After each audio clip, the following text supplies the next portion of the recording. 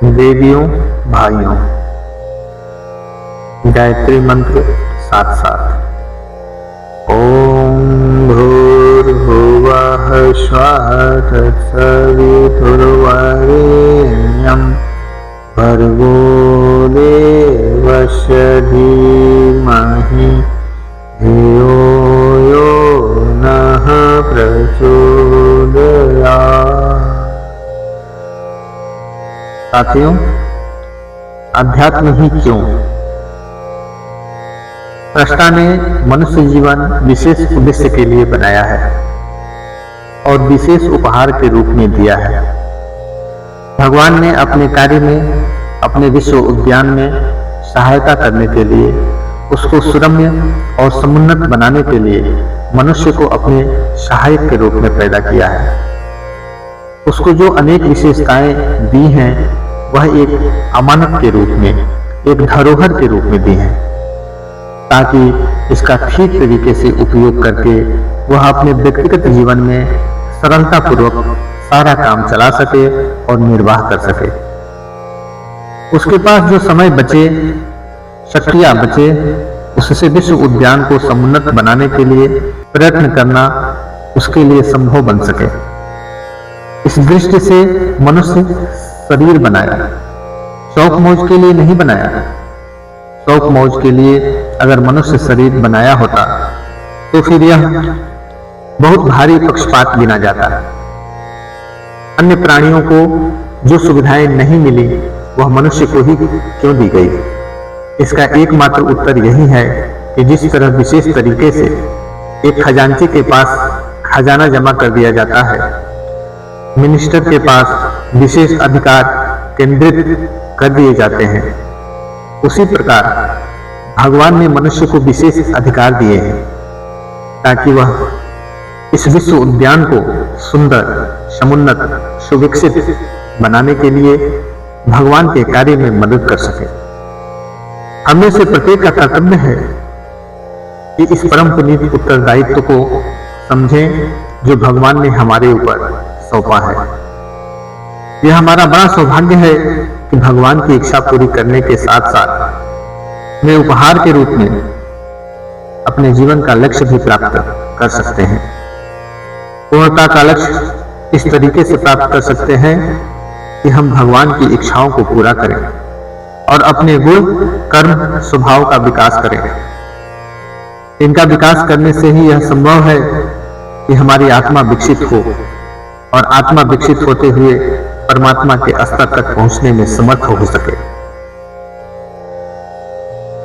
इसलिए हमको सृष्टा की इच्छा पूरी करने के लिए कटिबद्ध होना चाहिए। ऐसा यदि हम कर सकें तो हमें आध्यात्मवादी कहा जाएगा। आध्यात्म का सारा शिक्षण इसी उद्देश्य के लिए है कि व्यक्ति अपने कर्तव्य को समझे और उत्तरदायित्व को समझे। कर्तव्य और उत्तरदायित्वों को समझते हुए अपनी गतिविधियों का निर्धारण इस तरीके से करे जिसमें व्यक्ति चरित्रनिष्ठ बनता हो, शालीन बनता हो और समाज में सुव्यवस्था पैदा करने में सहायक बनता हो। यही है जीवन का उद्देश्य। आश्चर्य इस बात का है कि मनुष्य के पास जहां इतनी बुद्धि और सुविधा साधन दिए गए हैं, वहां उनको हंसी खुशी का जीवन जीना चाहिए था, हल्का फुल्का जीवन जीना चाहिए था। इतनी सुविधा उसके पास रहनी चाहिए थी कि अपना गुजारा बहुत कम में करने के बाद, सुख सुविधा करने के बाद में सारा समय हंसी खुशी के साथ भगवान के काम में लगा सकने में समर्थ रहा होता। ऐसा ही जीवन निर्माण हमारे लिए हुआ है। लेकिन अचंभा इस बात का है कि हम में से अधिकांश आदमी कठिनाइयों में फंसे हुए हैं। अधिकतर आदमी आपत्तियों में रोते और खींचते हुए देखे जाते हैं। तो वे आगे कैसे बढ़ेंगे जब आपत्तियां ही रास्ता रोके खड़ी हैं, कठिनाइयां ही पग पग पर हैरान कर रही हैं? तो आने वाली बात कैसे बन सकती है? अब यह देखना चाहिए कि आखिर हुआ क्या। कैसे ऐसी स्थिति आ गई जब भगवान ने हमको इतने साधन दिए थे कि उन साधनों से हम अपना उद्देश्य पूरा कर सकते थे, पर उन्हें पूरा करना तो दूर, उल्टे कठिनाइयों में ही जकड़े रह गए, मुसीबतों में ही फंसे रह गए। बात कैसे बनेगी? आइए हम लोग इस पर विचार करें। जब हम विचार करते हैं तब मालूम पड़ता है कि हमारे भीतर, हमारे चिंतन में, हमारे क्रियाकलापों में कहीं भूल पड़ जाती है। इस भूल का ही परिणाम है कि हमारी मन स्थिति दुर्बल होने से, विकृत होने से हमारे बहिरंग जीवन में सारी की सारी परिस्थितियां विकृत होती चली जाती हैं और हम अभावों में, कष्टों में और संकटों से ग्रसित होते हुए चले जाते हैं। अगर हम अपने दृष्टिकोण को परिष्कृत कर सकें, अपनी गतिविधियों को सही कर सकें, अपने क्रियाकलापों में हेर फेर कर सकें, तब ये सारी समस्याएं जो मनुष्य जाति को खाए जा रही हैं, जिनसे आदमी को हर वक्त बेचैन रहना पड़ता है, हर समय कष्ट से घिरा रहना पड़ता है, जिससे पार पाने के लिए वह हर किसी के सामने पल्ला पसारता और नाक रगड़ता रहता है। आप हमारी सहायता कीजिए, तब किसी की भी सहायता की आवश्यकता नहीं पड़ती। आध्यात्म की शिक्षा यही है कि हम अपने भीतर देखें, अपने आप को समझें, अपने आप को जानें, अपनी गलतियों के बारे में गौर करें और अपनी गतिविधियों को ठीक करने के लिए प्रयत्न करें। अगर हमने ऐसा प्रयत्न प्रारंभ कर दिया तो समझना चाहिए कि सच्चे अर्थों में हम आध्यात्मवादी हैं। कीचड़ जहां कहीं भी सड़ती है वहां दुर्गंध फैल जाती है।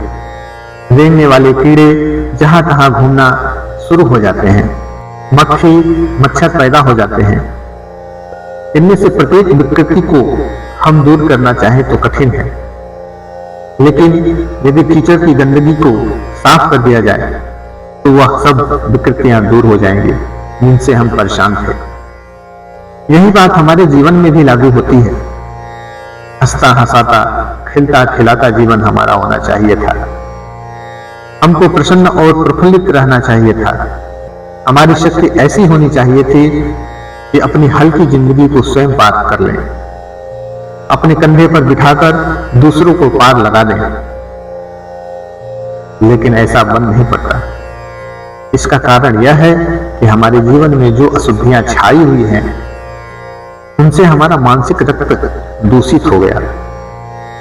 जिस प्रकार रक्त के दूषित हो जाने पर थोड़े फुंसियों का निकलना स्वाभाविक है, उसी प्रकार जीवन में असंख्य विकृतियों के आ जाने से असंख्य चिंताओं, हैरानियों, परेशानियों का निकलना संभव है। इसको दूर करने के लिए उन स्रोतों को बंद करना पड़ेगा जहां से ये फूटती हैं।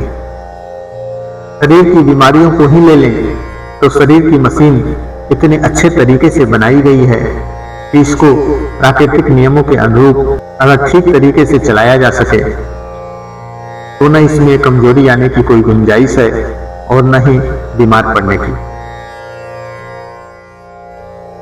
प्रकृति में हम दृष्टि डालकर देखते हैं तो सृष्टि का कोई भी प्राणी बीमार नहीं मालूम पड़ता।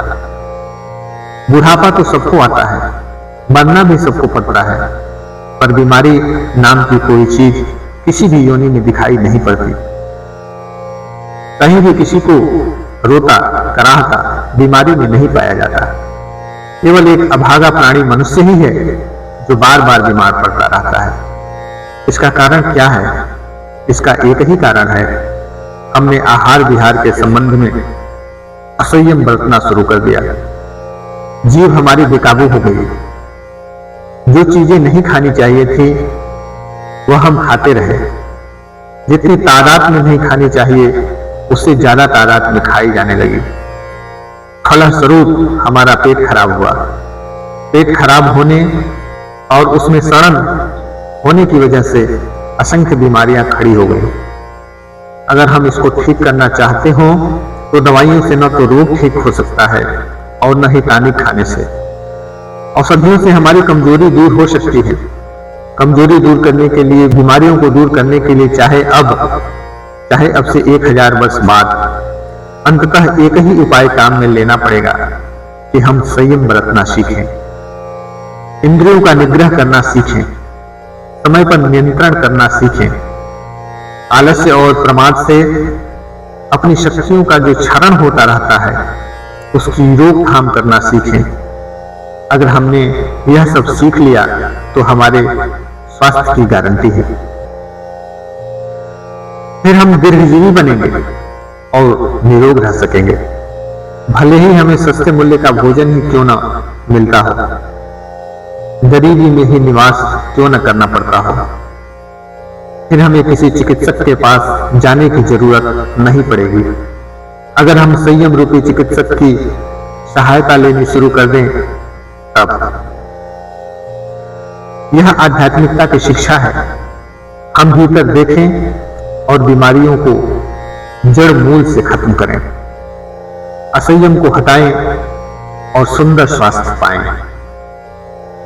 मानवीय मस्तिष्क की ओर हम देखते हैं तो मालूम पड़ता है कि इतनी बढ़िया मशीन, इतना सुंदर कंप्यूटर कदाचित ही दुनिया में कहीं पाया जाता होगा। मानवीय मस्तिष्क में स्वर्ग के सारे तत्व भरे पड़े हैं। दृष्टिकोण आदमी का अच्छा हो तो हर जगह सौंदर्य, हर जगह प्रसन्नता, हर जगह सद्गुण, सहयोग बिखरा हुआ दिखाई पड़ेगा। सृष्टि में जहां कहीं भी मनुष्य अपनी दृष्टि पसार कर देखेगा तो मालूम पड़ेगा कि इसमें सर्वत्र सद्भावनाएं भरी पड़ी हुई हैं। लेकिन हम देखते हैं कि इस मस्तिष्क के द्वारा जिस तरह का चिंतन करना चाहिए था, जो काम करना चाहिए था, उसको तोड़ मरोड़ करके ऐसे बना दिया गया कि शुद्ध चिंतन करने की अपेक्षा अशुद्ध चिंतन में ही सदा उलझा रहता है। ईर्ष्याएं, दाह, चिंताएं, निराशाएं, भय, आशंकाएं आदि जिनके कोई वास्तविक कारण नहीं होते हमारे ऊपर छाई रहती हैं और जीवन को नरक रूप में बनाए रखती हैं। अगर वास्तविक कारण हो भी तो आदमी उसको स्वाभाविक एवं सामान्य समझ करके हंसी खेल में ही टाल सकता है, लेकिन प्रायः वह राई भर की बात को पहाड़ के बराबर बनाकर ये दिन रात उद्विग्न बना रहता है। अगर मस्तिष्क को ठीक रखा जा सके तो हम अपनी मस्तिष्क द्वारा भौतिक और आध्यात्मिक उन्नति के लिए न जाने कितने द्वार खोल सकते हैं। यदि वह न बन पड़े तो कम से कम इतना तो कर सकते हैं कि चारों ओर जो भय, आशंकाएं, निराशाएं दिखाई पड़ती हैं उनसे तो दूर बचे रह सकते हैं। दरिद्रता पैसे की कमी का नाम नहीं है, वरन मनुष्य की आंतरिक कृपणता का नाम दरिद्रता है। रंगीन चश्मा पहन रखा है हमने और उसी से देखते हैं जिससे हर जगह वही रंग दिखाई पड़ता है। पीलिया के मरीज को हर जगह हर चीज पीली दिखाई पड़ती है। ठीक इसी तरीके से विकृत दृष्टिकोण होने पर हमें हर जगह नरक दिखाई पड़ता है, द्वेष दिखाई पड़ता है, दुश्मन दिखाई पड़ते हैं, आशंकाएं और भय दिखाई पड़ते हैं। झाड़ी में से भूत और रस्सी में से सांप निकलने वाली बात आप सबने सुनी होगी। ये आशंकाएं केवल हमारे विकृत मस्तिष्क के चिन्ह हैं, जो अगर ठीक न हुए तो दिक्कत करेगी। इन्हें हमें दूर करना होगा। जहां मन की इच्छानुकूल परिस्थितियों के होने की बात है, वहां उससे भी ज्यादा महत्वपूर्ण बात यह है कि हम अपने मस्तिष्क के चिंतन करने के तरीकों को सुधार लें। चिंतन करने का तरीका अगर सुधारा जा सके तो सामान्य परिस्थितियों में भी हंसी खुशी से भरी जिंदगी हम काट सकते हैं। संत इमर्सन कहते थे कि हमें नरक में भेज दीजिए, हम वहीं जाकर के अपने लिए स्वर्ग बना लेंगे। बात सही है। शालीनता का दृष्टिकोण रखने वाले, उच्च दृष्टिकोण रखने वाले, वास्तविकता को समझने वाले इस दुनिया में हर समय हंसते हंसाते हुए पाए जा सकते हैं। तीसरा क्षेत्र परिवार संस्था का है, जो कितना अस्त व्यस्त दिखाई पड़ता है। जिस परिवार में हम रहते हैं, भगवान ने उसका गठन स्वर्गीय आनंद के लिए किया है, लेकिन उसके लाभ से हम वंचित रह जाते हैं।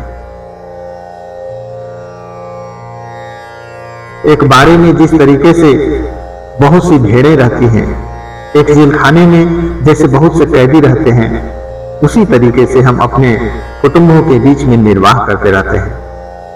कहने को तो संबंधी कहे जाते हैं, रिश्तेदार भी कहे जाते हैं, पर जैसे स्नेह, सौजन्य, सद्भाव, सेवा, सहकारिता इत्यादि का वातावरण होना चाहिए था, कुटुंबों में कहीं दिखाई नहीं पड़ता।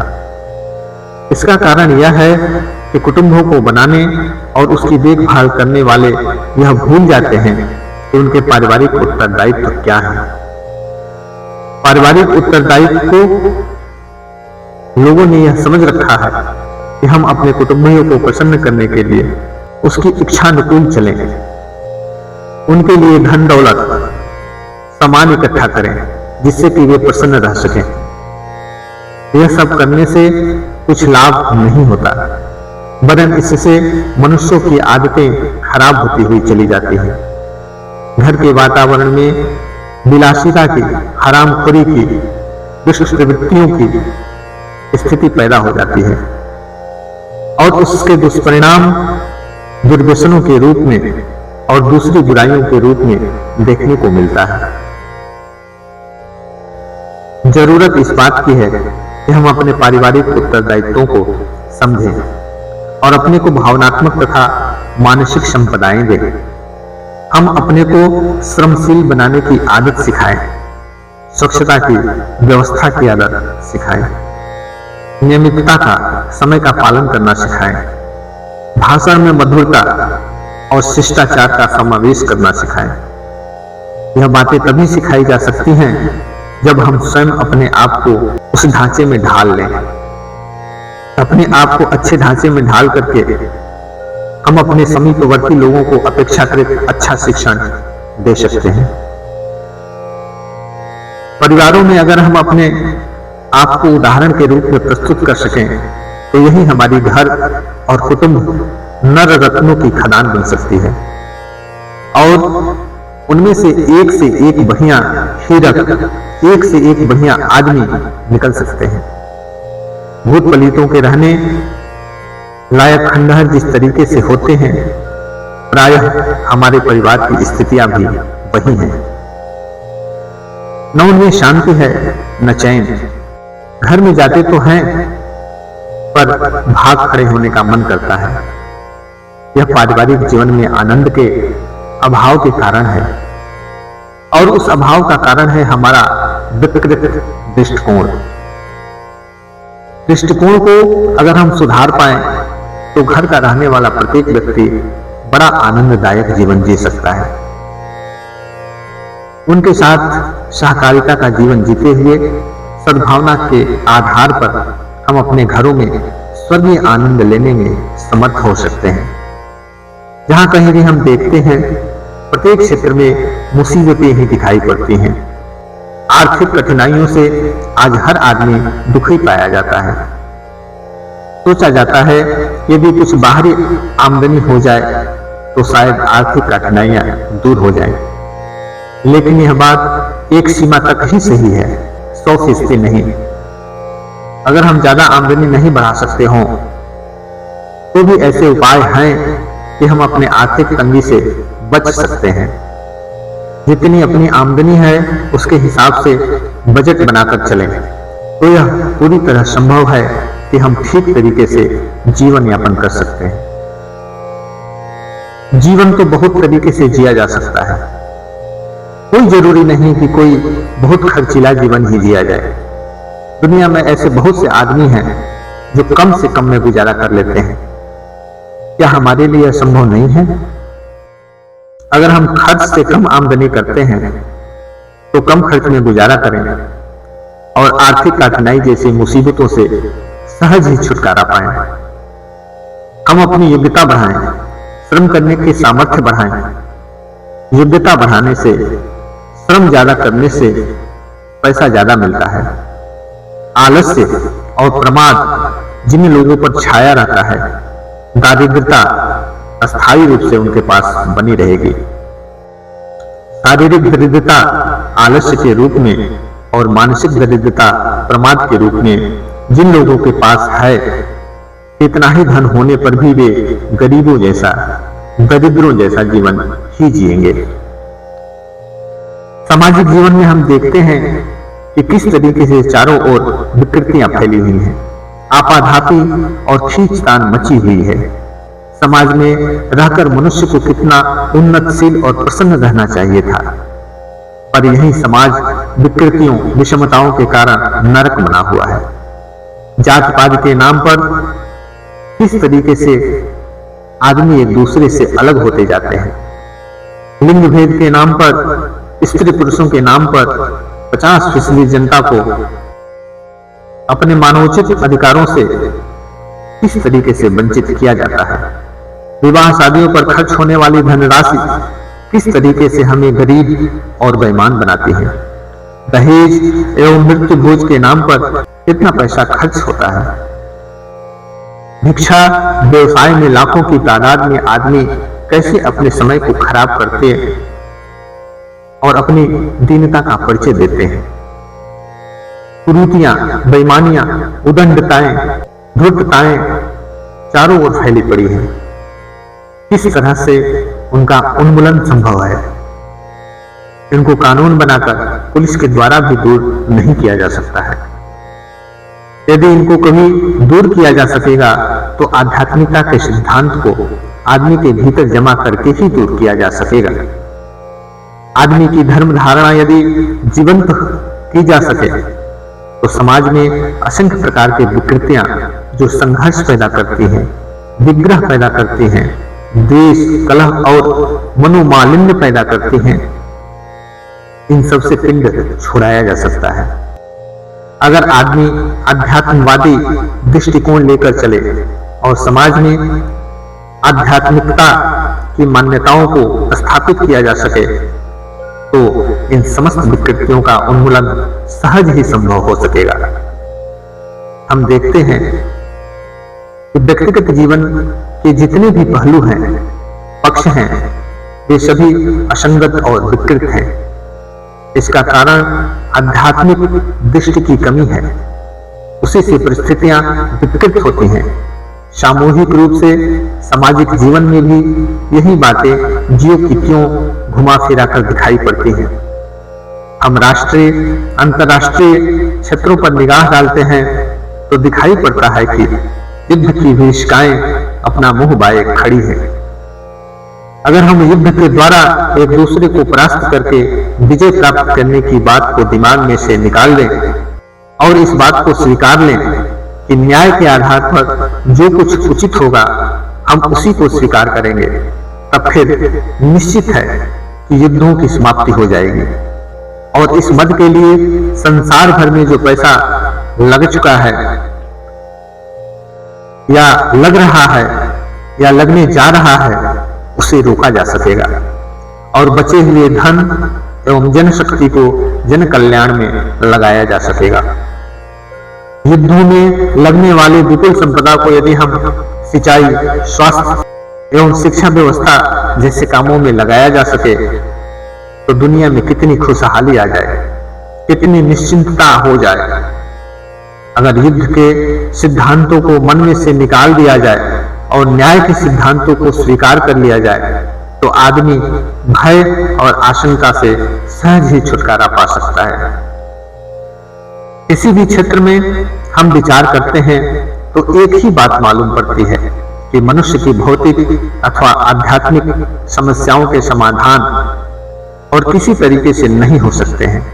ईश्वर प्राप्ति के लिए बहुत सारे जप, अनुष्ठान, दान, पुण्य किए जाते हैं, किंतु यह भुला दिया जाता है कि अपने दृष्टिकोण एवं चिंतन तथा चरित्र को उच्च स्तरीय बना लेने पर ही अपने मन के स्वच्छ दर्पण में भगवान दिखाई पड़ते हैं। लोग अपने को साफ नहीं करते, मन धोने की कोशिश नहीं करते और भगवान को, देवी देवताओं को प्रसन्न करने और बुलाने की कोशिश करते हैं।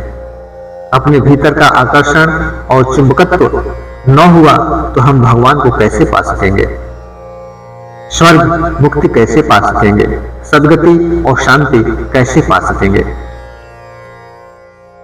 व्यक्तिगत जीवन की तरह ही हम देखते हैं कि इस दुनिया को सुंदर और समुन्नत बनाने के लिए क्या किया जाए। इसके लिए यूं तो असंख्य योजनाएं बनती हैं जिसमें भौतिक सुविधाओं के संवर्धन का ध्यान रखा जाता है।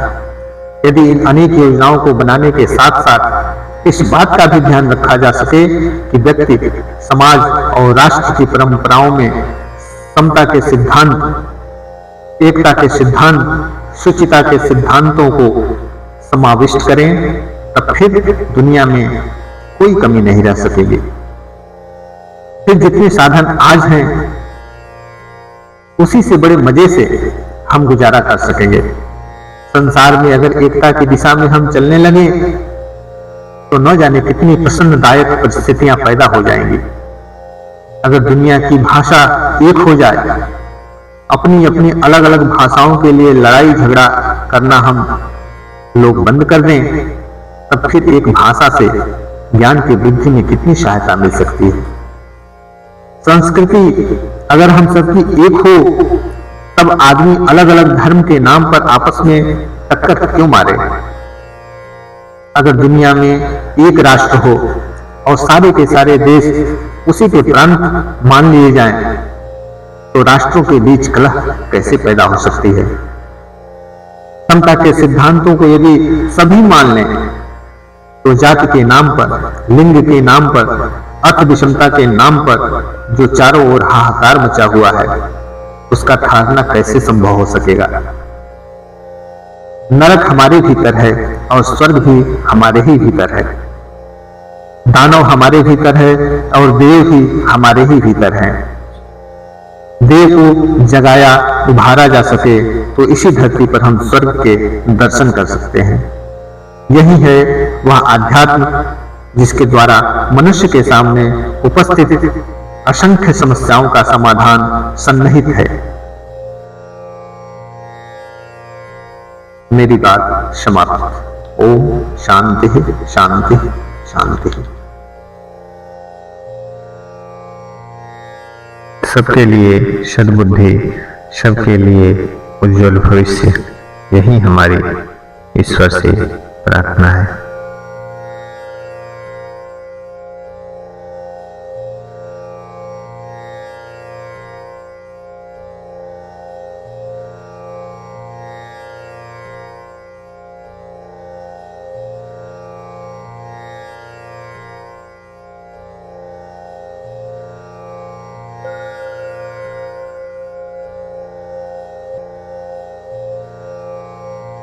हमारे YouTube चैनल अध्यात्म को सब्सक्राइब करें और वीडियो पसंद आए तो लाइक करें। वीडियो को आप अपने दोस्तों व मित्रों के साथ शेयर करें और बेल आइकन दबाना ना भूलें, जिससे आगे की गतिविधियां प्राप्त हो सके। धन्यवाद।